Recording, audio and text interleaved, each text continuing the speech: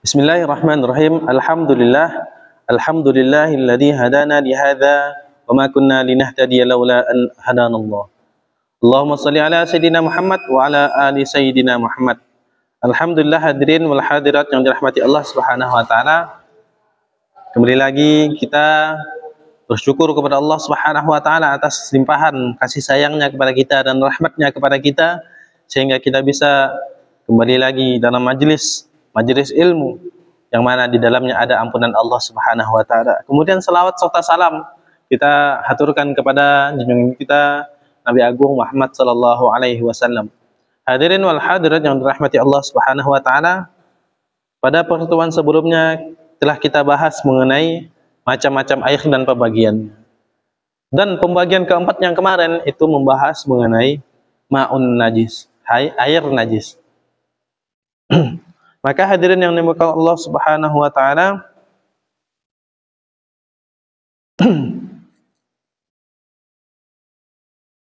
kita akan membaca sedikit teks yang kemarin.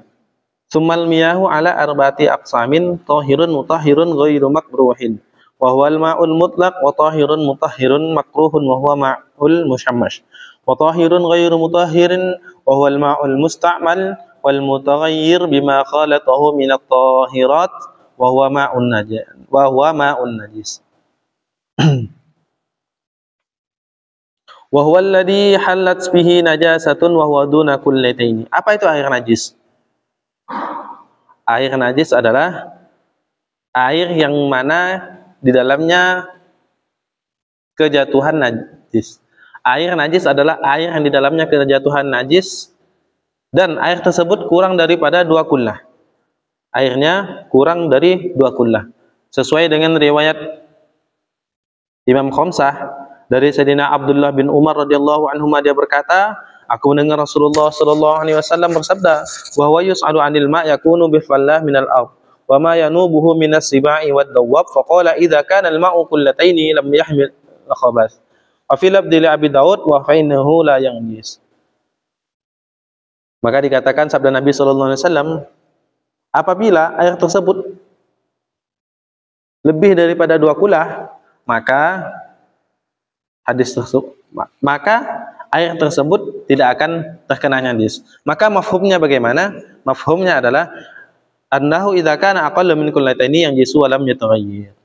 Maka mafhumnya adalah apabila air tersebut kurang dari 2 kulah, maka air tersebut menjadi najis. Meskipun air tersebut tidak berubah, rasanya, baunya, warnanya tidak berubah, maka akan tetap menjadi najis.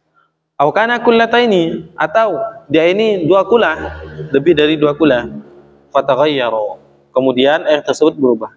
Dari apa? Segi warna, atau rasanya, atau baunya. Maka meskipun air tersebut banyak, maka dia ini akan menjadi najis. Maka hadirin yang dimuliakan Allah Subhanahu wa taala, dalil daripada air yang 2 kulah terkena najis kemudian berubah, ini najis, dalilnya apa? Dalilnya adalah ijma'. Qala fil majmu'. Qala fil majmu' Imam Nawawi berkata dalam kitab Majmu'. Qala Ibnul Munzir, Ibnu Munzir mengatakan ajma'u annal ma'al qalil awil kathir idza waqat fihi najasah faghayyarat ta'aman aw launan aw rihan fahuwa najisun. Dalilnya ini ijma'. Imam Nawawi mengatakan, Imam Munzir berkata, para ulama bersepakat apabila air ini yang sedikit atau banyak kejatuhan najis, kemudian dia berubah, maka akan menjadikan air tersebut menjadi najis. Ini ijma' ulama. Wa amal hadis al-ma' at-tahur la yunajjisu syai'un illa ma ghayyara ta'mu aw rihu. Fa dha'ifun sanad. Qala inhu an-Nawawi rahimahullah la yasihu al-ihtijaju bihi. Maka kemudian dilanjutkan bahwasanya adapun ada satu hadis yang menyatakan bahwasanya air yang suci itu tidak akan bisa sesuatu pun itu menjadikannya najis. Maka itu adalah hadisnya sanadnya dhaif. Dan Imam Nawawi mengatakan kita tidak bisa berhujjah atau menjadikan hadis tersebut menjadi dalil kita untuk mengatakan bahwasanya air yang banyak yang berubah itu tidak menjadi najis. Ini tidak boleh dijadikan dalil. Maka hadirin yang dimuliakan Allah Subhanahu wa taala, ini penting mau kita pelajari. Ini adalah hal pertama yang harus kita pelajari untuk menegakkan sholat kita. Karena dikatakan bahwasanya untuk mendapatkan sholat yang khusyuk, kemudian mendapatkan kualitas sholat kita yang bagus, ini pertama kali yang harus kita lakukan ada istinja kita. Istinja yang betul. Maka hadirin yang dimuliakan Allah SWT, apabila istinja ini kita betul, maka nanti akan merembet kepada wudhu kita. Apabila wudhu kita ini betul, maka bacaan-bacaan kita pun akan betul. Kemudian gerakan-gerakan sholat kita akan mendatangkan kekhusyuan, sehingga sholat kita ini adalah sholat yang dengan kualitas yang baik, yang mana apabila nanti datang di akhirat, Allah Subhanahu wa taala mengakui sholat kita ini tidak dicampakkan ke muka kita karena sholatnya buruk.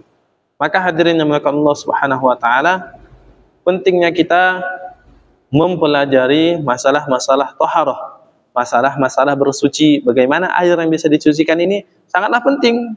Karena tadi itu. Maka hadirin yang dimuliakan Allah Subhanahu wa taala, orang muslim itu suci.